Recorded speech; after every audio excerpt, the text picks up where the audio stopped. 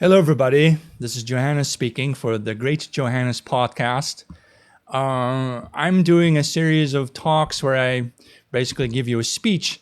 In each speech, I'm trying to convey something. I'm trying to get maybe young people, young men in general, or young white men of the West in general, in particular, to understand that their situation is not so dire that you have to give up. There are so many things that we can do to improve our condition and improve our situation.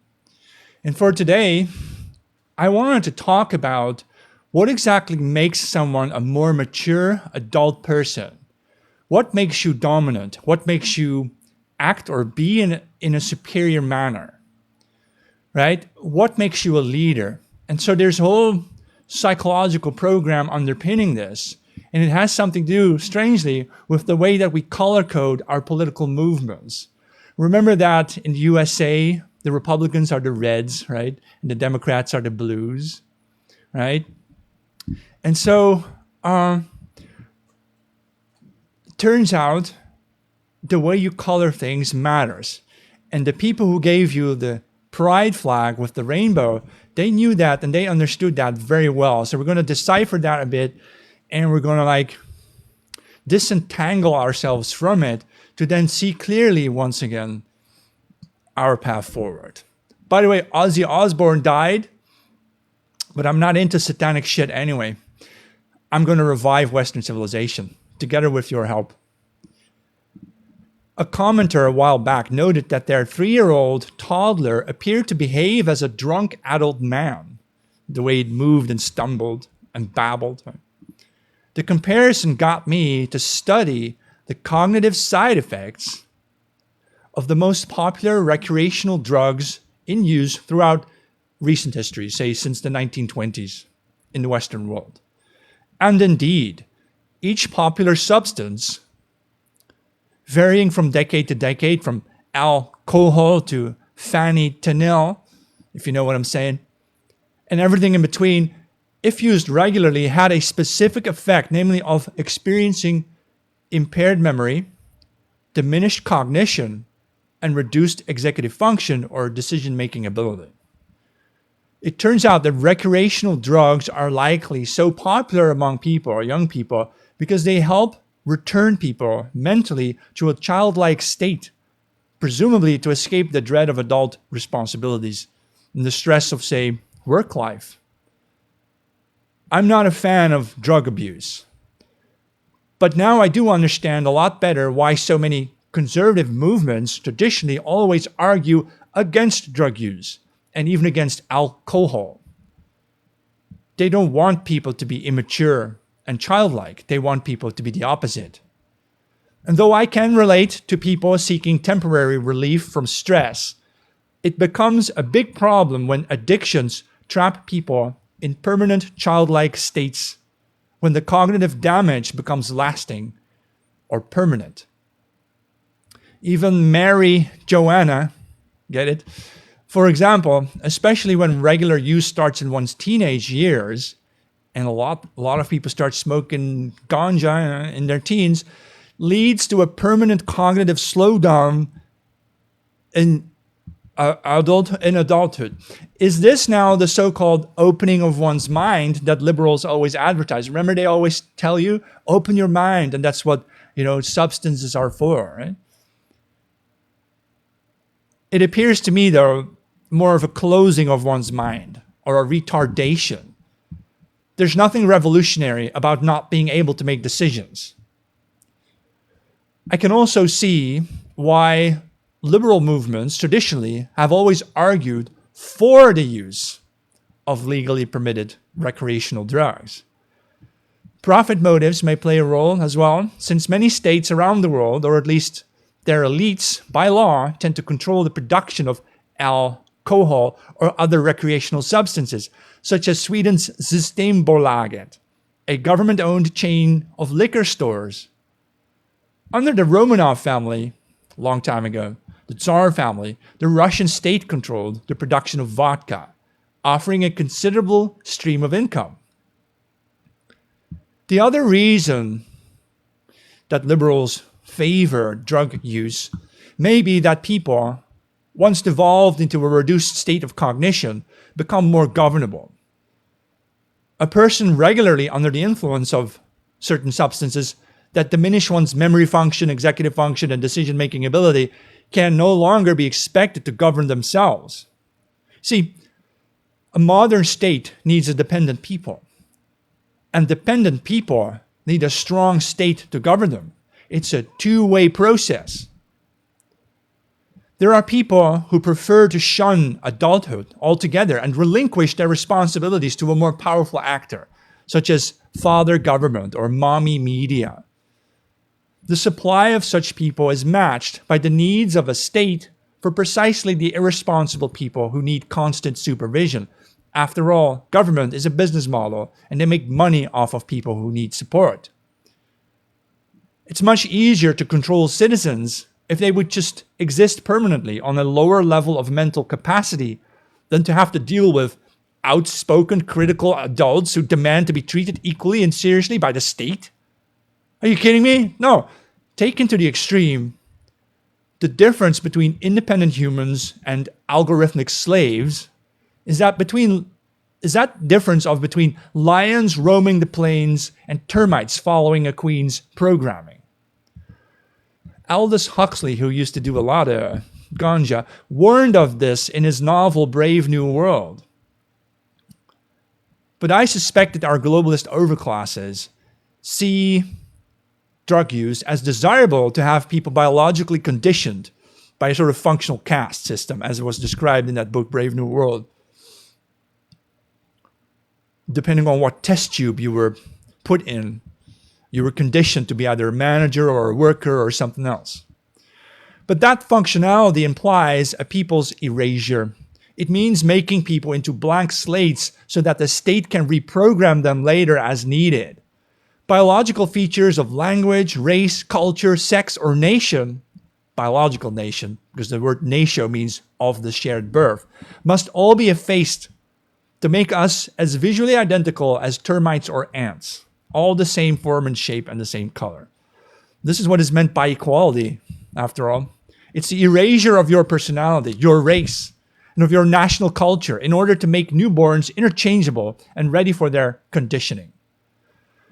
Whether raised as a drone manager or as a worker drone, in the future termite colony of the world, the human termite colony, your future salary will be identically zero, for you will all be slaves regardless of rank or fervor.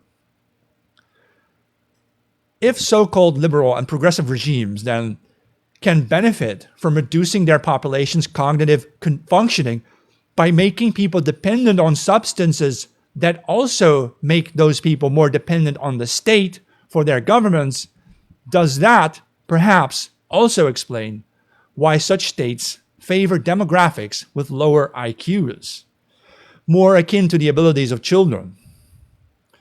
Does all of this have anything to do with the push for feminism, putting more childless women in charge of society who end up treating their electorates as though we were still children in need of a caring mother, a cruel, caring mother?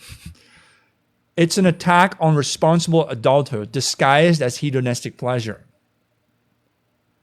All this brings me, interestingly, to color theory. Bear with me. They say that the color black, for example, represents dominance or power, and white signifies supremacy, superiority, whereas the color brown means maturity, red means leadership, green is wealth or nature, ecology, and blue is business and trustworthiness. This might be complete nonsense, though. I can see why the brightest colors of the rainbow flag are now being used together in that new cultural emblem of the West, the pride flag. Because these bright colors mimic precisely the colors that children love so much. The color scheme of one's natural culture, natural culture, kind of represents their underlying values. The red, white, and blue colors so often found on the flags of Northwestern European nations appear to indicate societies that value leadership, superiority, and trustworthiness more than anything. High-trust societies led by competent men. The rainbow flags, by contrast, represent a sort of insanity. Rainbows used to be considered a symbol of God's covenant with Noah, and in Norse mythology, a rainbow named Bifrost was a bridge to Asgard, to Valhalla. And some of you will be looking for a pot of gold. But we never made rainbows our national emblems. Today, toy stores stand out in shopping streets precisely because of these bright rainbow colors, to lure children in with their excitement and then to deceive the same children into identifying with an LGBT movement. One of my viewers noted a while back that certain toy stores have started waving the pride flag, and many kids' toys now carry the rainbow as its symbol. This is propaganda. This is how poison is often delivered, disguised as something appetizing. In this case, it's the mental poison of a child-hating cult wrapped in colorful gift wrapping. In many countries around the world, we attach colors to our political parties. I just mentioned already the Democrat Party, the Republican Party. In most Western countries, there's a saying that one must admit to one's political color. It means to disclose one's preferred political system or movement, coded usually by a certain RGB, red, green, blue value. Generally speaking, red stands for socialism or communism, green for, as I mentioned, ecology and environment, and blue for conservatism or liberalism. And yellow, which is a mix of red and light green, stands for libertarian. In my country of the Netherlands, our Liberal Progressive Business Party, the VVD, carries a deep blue. The Socialist Party has its tomato red, and the Dutch Reformed Party carries the royal orange.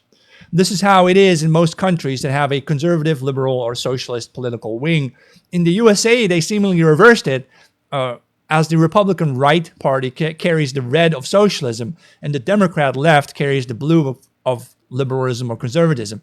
But this is the difference between leadership, really, and trustworthiness. The apparent swap, red right, blue left, in the USA comes from the fact that the Republicans started out as the anti-slavery, pro-populist party, and they still are the most popular populist party today. Whereas a billionaire technocrat, a bureaucrat, would ordinarily vote Democrat. So the Greens everywhere are associated with natural wealth and for some reason also with the deserts of Islam. Green, the color, happens to be Islam's house color. And I always took it to mean a threat, namely in reference to the lush green pastures just north of the Islamic world, namely in Europe, the place that Muslims have so often coveted and attempted to conquer during the past 1400 years. But more interestingly, the colors white, brown, and black are nowadays mostly absent from the parliamentary political spectrum. Rather, they have disappeared. And that is because the mature deep brown color is associated with the brown shirts of German National Socialism. And the dominant black color clearly references nowadays the Italian fascists, the black shirts, the black boots, ignoring even the white of the worldwide white supremacy. Let's not even talk about that. These more mature colors, opposed to the rainbow colors for children, black, brown, and white, are particularly exempt from the rainbow pride flag. The original rainbow pride flag doesn't have black and white in them. I get the refractory meaning of it. Using a prism, you can fracture white light into all the other colors, but the white light then dissolves into its components, and this symbolizes diversity. For the words more diversity just mean fewer white people. We figured this out by now. Black light, black colored light, on the other hand, doesn't exist. And I'm not referencing to the deep UVA purple, sometimes called a black light. Black as a color isn't a color, it's actually the absence of color. It is no color at all. And therefore, it often symbolizes also the absence of a state in political meaning. No color, no state. To truly comprehend the meaning and power of color, I recommend, by the way, getting a copy of The Theory of Color, a book by Johann Wolfgang von Goethe, the famous German poet who was also a part-time research scientist. He discovered, for example, that black surfaces can reflect light rather than absorb them. and they also refract, but in an opposite manner as from a white light through a prism. So, but like fascists and also anarchists, now Muslim jihadists have adopted the black flag. Each in their own way seeks to topple a regime they no longer support. In the case of fascism, however, the goal is to overthrow globalist liberalism and restore national order and pride. Jihadists would be looking to establish a sort of tribal Islamic order completely alien to Western values. And anarchists, they just want to overthrow all order, right? Because the color black to them suits their own personal need for winning dominance. But a society of individuals that are all equally dominant and very dominant, as basically that's what anarchists really are, is not a functional society. It's very dysfunctional. So it makes a bit of sense that Benito Mussolini, before he became a fascist, started out as an anarchist working for a socialist paper in the Italian-speaking part of Switzerland.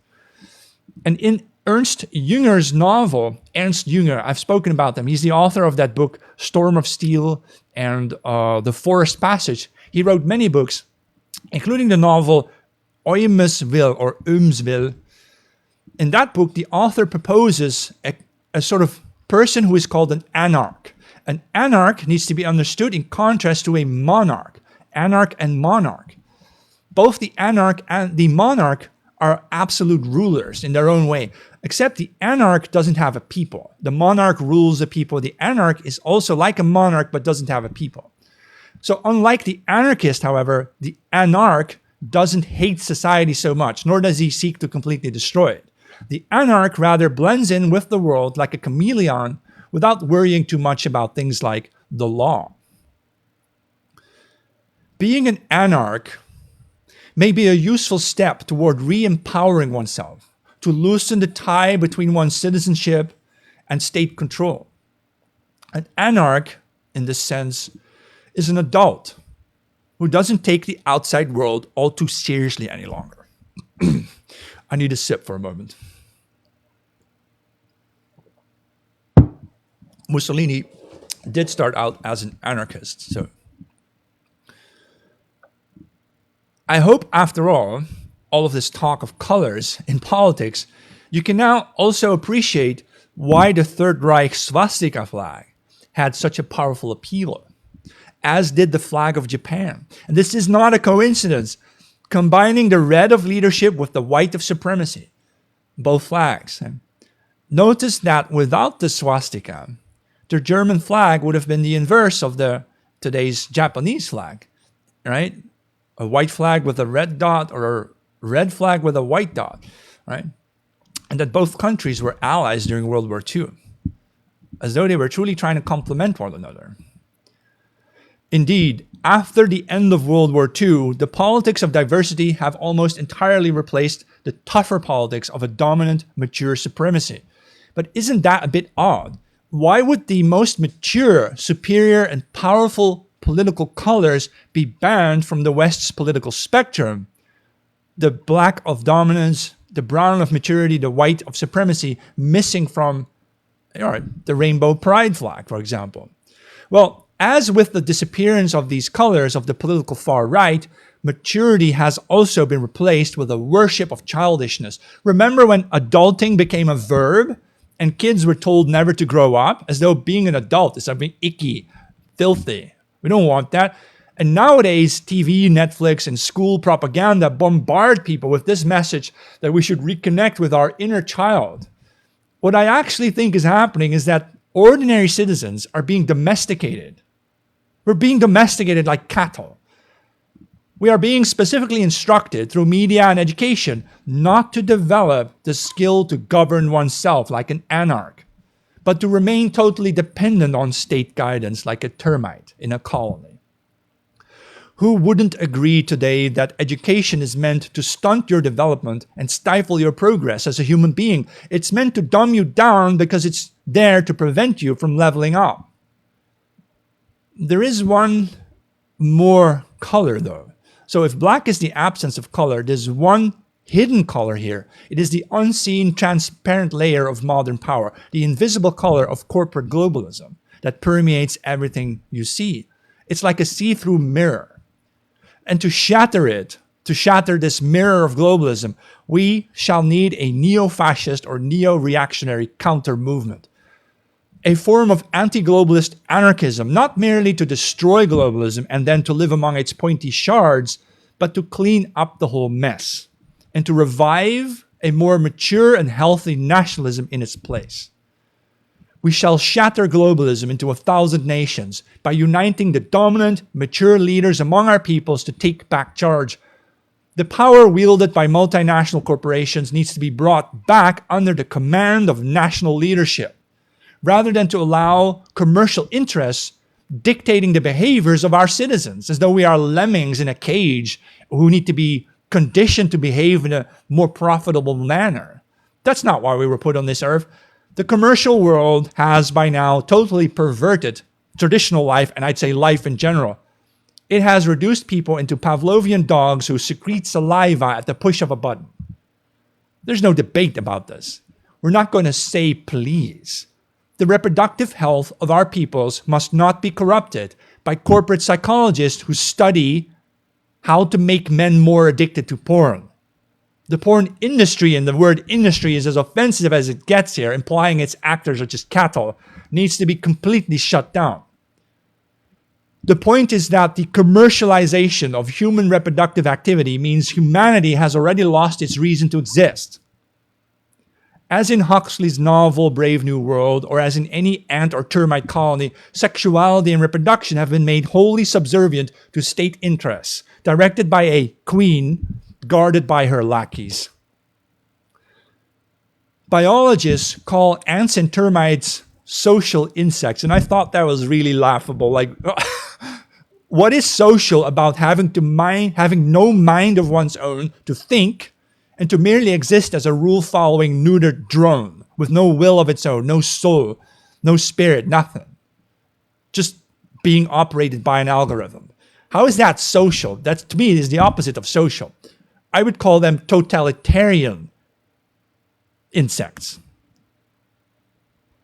Human beings aren't meant to be cogs in a giant profit-generating machine. I have a vision of establishing what the Germans once used to call a Herrenvolk, sometimes incorrectly translated as master race. But the word Herr means something like sir or mister in English. And in the alternative meaning, it means lord. But what is a British lord, really? A lord is a person of authority and influence, someone perhaps of nobility, who is free to do as he pleases. He has no laws above him. There's only him and God. And so a German Herrenvolk is not a master race. It is actually more literally translatable as a lord people or a people of free men. Note that the word Deutschland, the German word for Germany, literally translates as the people's land. Deutsch comes from Teuto. It's an old Germanic word that means people. But people in a certain meaning. They mean people as opposed to serfs and slaves. Free people. Deutschland is the free people's land. A Herrenvolk is a race of free men. An authoritative, influential people then is a Herrenvolk, i.e. a mature people, largely capable of governing themselves under the umbrella of a small but dominant authority that guards a sensible morality and backs a religious order. We should pursue the politics of maturity and dominance again, not of destitution and soul murder, not the yellow of libertarianism. Let children be children, but please start telling adults to be adults again. To succeed in our goal of transforming the present humiliation of being treated as children by the toddlers in power, we must recreate the traditional culture of initiation rites for teenagers, for both boys and girls. How did societies of the past, traditional societies, how did they succeed in transforming their children into functional and responsible adults who could rely on themselves, who felt a sense of superiority about themselves, knowing that they could deal with life? They understood the power of initiation. Generally speaking, such rituals work as follows. So in the case of boys, around ages 12 to 18, teenagers, At some point, they are removed from their mothers. They are then taken to an unknown place where they are given a new set of clothes. Often they will wear the old clothes of soldiers or warriors of past generations to identify with the ancestors. Then for 1 or more weeks, the boys are trained in the skills necessary to become mature male adults, no longer the property of their parents, but now introduced as equal members of their tribe. They become equals to their tribe's men. In some cultures, the boys were even required to spend several days or up to a week surviving on their own in the wild without any help. This complete isolation and abandonment instilled in them a need to begin thinking for themselves and acting in their own interest. It awakened in the sons of society their survival instincts. It taught men to rely on themselves, not to have to wait for orders. If this is the experience you're still looking for, and if you didn't get it as a child, obviously, because in our societies we don't do this anymore, I recommend taking a backpack to northern Scandinavia or another place and to hike along the King's Trail there, northern Sweden, by yourself for just 2 weeks or so. It takes about 2 weeks to do half of it, 4 weeks to do all of it. I remember doing this, returning home to the civilized world, and I felt deeply offended by the first sight of a pedestrian traffic light telling me to stop for red and walk on green. I was so offended because for 2 weeks in the wild, nothing had made me stop walking wherever I pleased until a machine monitored by a police state told me to stop. It was disgusting, really, once you realize how weird our organized society is and how much it has taken from you. You're going to want it back. So this is how we wake ourselves up. Or as the lady from Lapland that I met there told me, what a strange place this London must be. They have all these politicians there telling people what to do. She was basically an anarch because where she grew up in her valley in Lapland, sparsely populated, there was no police force. No politician had ever visited her small valley. People there were totally accustomed to doing everything for themselves, taking care of themselves in terms of food, waste disposal, anything you can think of. To this attitude, we must return, or at least the leadership of the West must return to it, to tradition and family, to competence and skill. And to achieve it, we shall first make boys men again. Make them men who can withstand the world on their own when necessary. This man who has faced all the odds is a Herr to his volk, a lord to his people. He is psychologically mature, no longer childish. This man's camouflage includes shades of black, brown, white, and red, the colors of dominance, maturity, supremacy, and leadership. Never forget, none of us were put here on this earth to be obedient taxpayers. We are descendants of free men that came before us. We're not ants or termites. We're not dogs. If we have to be anything at all, we should be spiritually like lions. The so-called modern age appears to us as time lost. And it's time to make up for it. It's time to act. It's time for a reaction. Whew. Thank you very much for listening. This was my speech. I see I've already been speaking for over 30 minutes now. But yeah, you'll fly the red, white, and black flag, yeah. Oh, thanks, Lelouch Victoria. Yeah, one of my best speeches yet, yeah. They can't always be good, but I am channeling something. I figured this out now. I'm channeling some kind of, what is it? A seed from which a lot more can start growing. And I hope that people like you who are listening are affected enough by it that at least you start thinking about things for yourself. And I know you are. Obviously, people who follow my channel, taking the time to listen, you are the thinking types, right? You are smart people, right? Don't hide that. When you have thought of a new insight of your own, explore it a little. You can do a little research with the chatbots to figure things out, the details, but then don't be afraid to express that, even if it may be at odds with what everyone else believes. Because I'm telling you, So often in life, out of personal experience, I can tell you, the majority can be dead wrong. All the doctors in the world can be dead wrong. Remember when they did bloodletting in the medieval ages? There's things they're doing today that are completely wrong, right? It's just that no one has dared to tell them yet. So that's our job. To some extent, we can shatter the fiction of, what is it, modernity, and rebuild something, right?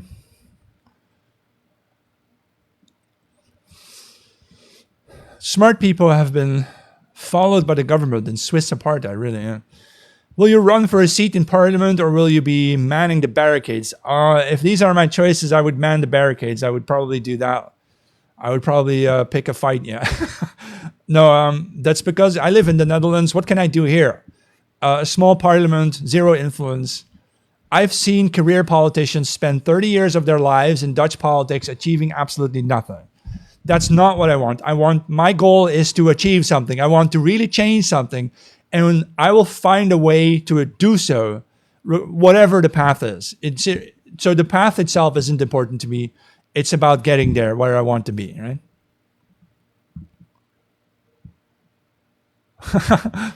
Yeah, color theory, yeah. Look into it, yeah. It tends to mean something, yeah. Good evening, Mads. Danish guy, right? Yeah. So, the white European race's national pride has been purposely diluted. Yeah, our strengths have been weakened. Yeah. I'm not going to go into parliament because I would simply be arrested or shunned or something, right? Or mocked or ridiculed. Not that I care about that, but like I said, I'm not there to be a clown. I'm not there to be pissed on. I am there to be the rain. If you get that. When you get into power, will you be running trains to the east, or maybe just boats back to Africa or something, right? Red, white, and blue are the best colors, yeah. True story. Yeah, am I gonna... Oh, yeah, right. Yeah, I have my sketches for that book on... it was more a bit about women's psychology or something, or how for men to be capable of dealing with it, but yeah. It's going to take a little while to finish it, yeah.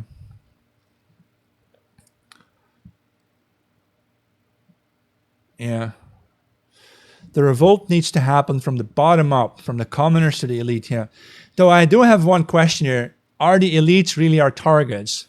Or would it be possible if we influence enough normies then to take a good chunk of them and simply move out of modern society and start doing something for ourselves again? If we can defend that, if we can defend it against, I don't know, the surrounding armies, then those elites might be defeated not by attacking them frontally, but by simply slowly taking their people and their power away from them, allowing them to wither away, really, like leaves turning brown on a tree. We make them irrelevant. So there's two ways to attack the elites. Attack them, as in the French Revolution, or simply make them irrelevant, which is another path. Like I said, the path is irrelevant as long as we achieve the goal. All right. All right. Antinatalism is one of the most disturbing, right? Yeah. I see a lot of comments coming in, so let me see if I can catch them. All right. Make your women again, yeah. So a lot of women in the West are turning to the right. They're turning right-wing. They want traditionalism. They're literally saying now they want a house full of children. So that's a clear message, right, for what the men can do. Multiculturalism is good, but only religions should be fought against. No. I think we in Europe need a solid religious foundation that offers people the sort of morality that basically tells them you are good people doing good things. Right? And morality can serve as a shield to protect ordinary people from negative influences from the outside, such as, for example, they receive today from TV and radio and the internet. It's so full of negativity if you're a born white person in the West and you watch TV, you become self-hating. It teaches you to hate yourself. So a religious morality is actually an antidote to that problem, because money doesn't solve it, right? So there needs to be something that shields you from wanting to have more profits if it comes at the expense of your well-being. A lot of people would sacrifice themselves a bit to have money, right? But religion is actually a force that helps people stay true to themselves and say, no, I don't need that because that's harmful to me. I don't need to take your poison. It's like Snow White. When the dwarves tell her not to eat the apple, in the original story, they tell her, don't eat the apple, don't let the witch into the house, right? That's morality speaking. It tells you, it protects you a little bit. So I have no problem with that, right? Also, I think multiculturalism is a weird word because there's no such thing. Either you mix people together, you get a new culture, or you allow a true diversity of cultures, which means you don't want multiculturalism. So no, multiculturalism, this isn't the debate anymore. We did that in the 1990s. There's no debate. We don't want multiculturalism anymore. Yeah, the painting in my background, you'd have to Google it somehow. I suppose it represents some scene in ancient Egypt where I think it might be the floods of the biblical floods starting or something. I don't mind looking it up for you, but I don't know if it has the name on it. Pictures. Just give me a second. I'm trying to very quickly find that image. Here we go. All right. Because I have a lot of these back. It's a Belshazzar. So you'd have to Google. I'll type it in for a moment. Belshazzar. This seems to be a sort of biblical story about Belshazzar.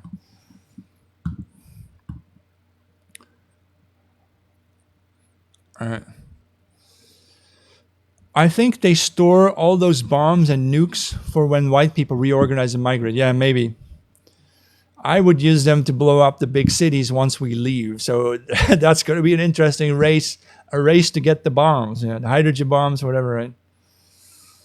I'm not living in a multicultural. I'm just living in the Netherlands as a Dutch person. I don't engage with the Indians and the Negroes here. So I'm not multicultural. Our culture is still what it is. So, because I eat Italian pizza doesn't make me an experiencer of Italian culture, because food is just a small part of it. Culture would be, do you want to marry your cousin? No. Do you want child brides? No. That's culture. We don't do that. So the Dutch people live still by their own culture. And it's the same as for the white Germans. Even white Americans are living by a European culture standard, really. They're not living as Muslims, They just don't do that. So.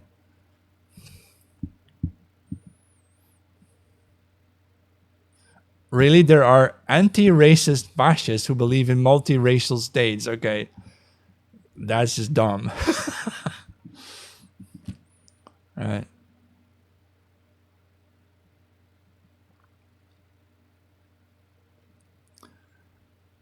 They live together, okay, because they don't talk to each other. Right? They see each other on the bus to work, but that doesn't mean you even care to know their names. And all right, so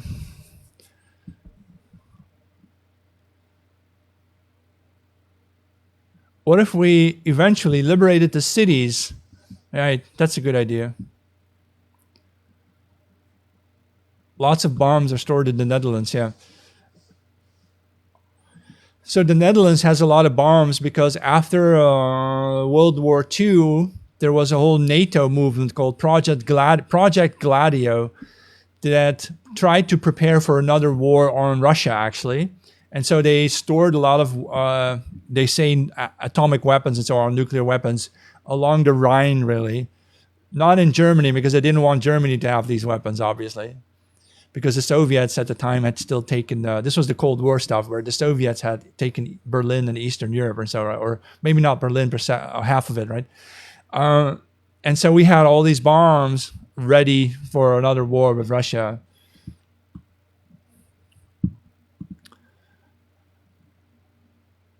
No, they don't talk to each other, man. Why would I make that up?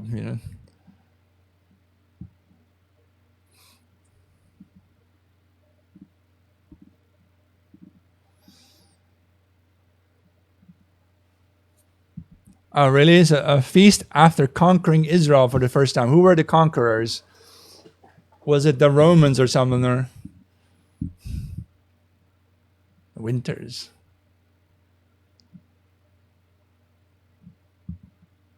We should cut food and water supply to the cities and heating as well. Yeah, that would seriously solve our problems in the most effective manner.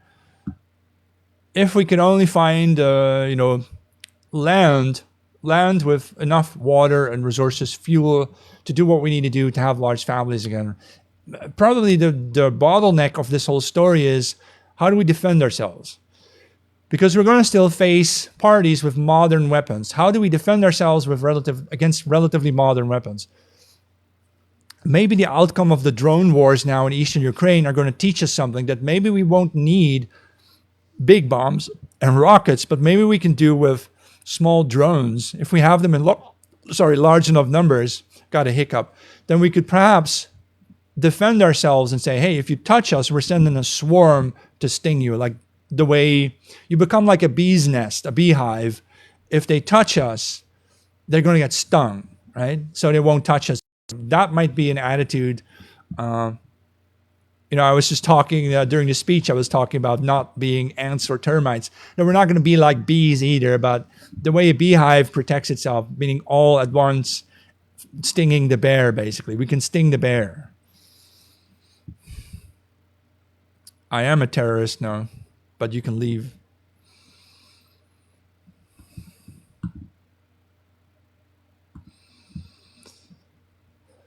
All right.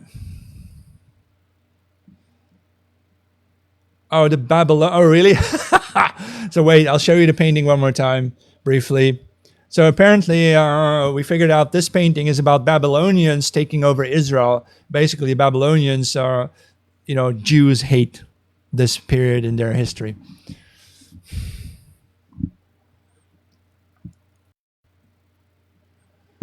We have to ditch democracy, which has become a vehicle for corruption, absolutely. Largely because the corporate money buys politics. In the West, the whole political system does favors to the corporate families, who are basically the largest shareholders, and the owner families, the founder families. They are in charge of the USA, really. There was a book by Gerald Domhoff. He was at Berkeley University, a professor, called Who Rules America? Who Rules America? And it explains that there's like 20,000 families in the USA who together are the elite, and they rule the whole country.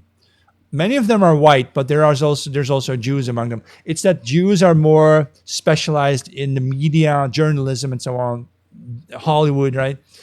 So they influence the culture. But I think that these 20,000 ruling families of the USA, the financially wealthiest ones, they have an interest in dumbing down the people. They don't want a revolt against themselves. They have an interest in infecting people with a certain poison that affects our minds, that makes us incapable of making our own decisions. That's what I was talking about earlier. They're trying to dumb us down and keep us dumb, because that's how they stay in power. If we were just smart enough to operate the machinery of the society, they wouldn't care about our social lives or our spiritual meaning to it. They probably don't even see us really as human beings. They see us as a machine. They see us as parts in the machine, gears in the machine that they can operate and control with buttons and levers. They really don't believe that we ordinary humans actually ought to be, a herrenvolk, like a free people with the competence and skill to take care of themselves, right? And this of course is why some people say that those elites are lizards wearing a skin suit. Now, I don't really believe they're lizards, but nowadays you have to say that, because there's journalists out there who, when I call George Soros a lizard, they think I really believe George Soros is a lizard. No, I don't really believe that. It's a metaphor. You'd be surprised how many journalists don't get metaphors anymore in our time, huh? I do enjoy Julius Evola. I read his books like Ride the Tiger and so on, and he was a sort of Catholic traditionalist. Nothing wrong with that. He's very hardcore, right? Really hardcore. He he would criticize fascism for being too left. He wrote a book, right, called Fascism Seen from the Right or something. All right. Nowadays, you think a nation can be truly independent without nuclear weapons? Yeah, maybe. It depends on the military technology. We'll just have to face it and figure it out. Yeah.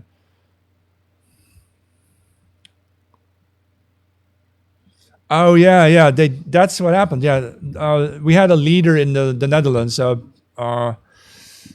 Thierry Baudin. Yeah, he used that metaphor of lizards, and he got mocked for it the whole time. Yeah.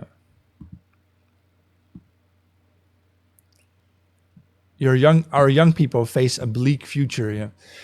We're going to have to create a future for ourselves. It's obvious that this government and this whole system doesn't serve us. Why should we then keep working for it? We need to start diverting ourselves in this sense. Yeah, lots of people will be stuck in their jobs for now, but we can at least start thinking, imagining, painting, right? To imagine at first a way out. Imagine that alternate future, and then we'll figure out how do we get there as well.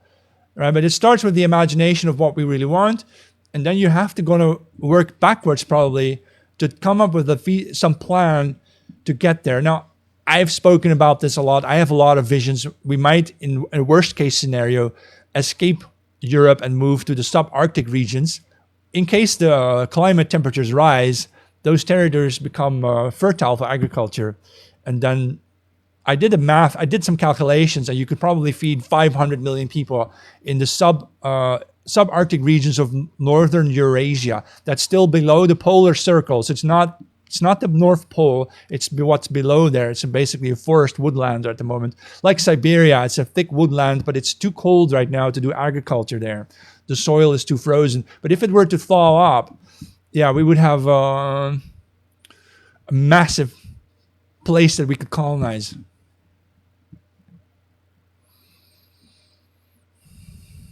Yeah. Yeah. Be young and confident. Be confident about the future. If only our older generations, like the boomers, if they could only infuse us with that spiritual optimism that we can, overcome this age and we're going to take charge and do better, but they're not really available, are they? You know? Each of us has a skill, yeah. This is the interesting thing. You bring 100 people together with different skills, you've got a society. Everybody can do something.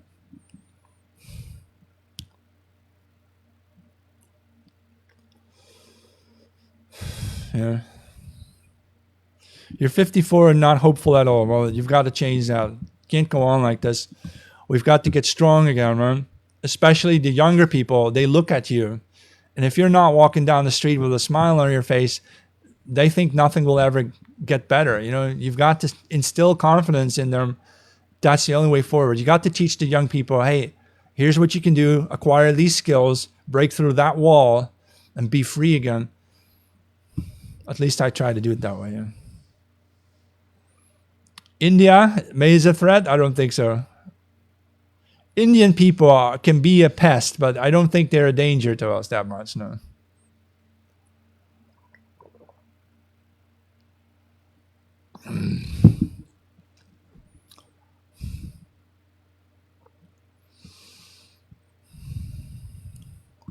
Yeah, that's a big question. Where are the patriots in our military forces? I can't tell you. All right, I'm going to log off. I will see you again tomorrow for another speech at 9 p.m., same time as today. And I will repost this video also to my links. My main link, my main website is my www.jmk.info. It's my Substack, it's my newsletter. And I'd be happy if you get a subscription there. Because I'm not rich or anything, I'm just smart. I still need to hustle for money. So if you can donate some $8 or so a month. Anyway, you can also do one-time donations or whatever.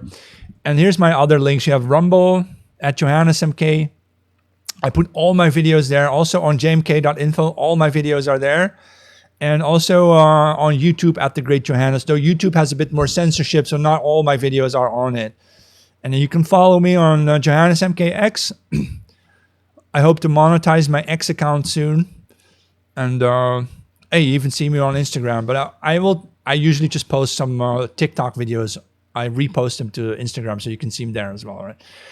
All right. Thanks for watching, everybody. Yeah. Thanks that you were all here. And the future is bright for us because we're going to set fire to it. All right.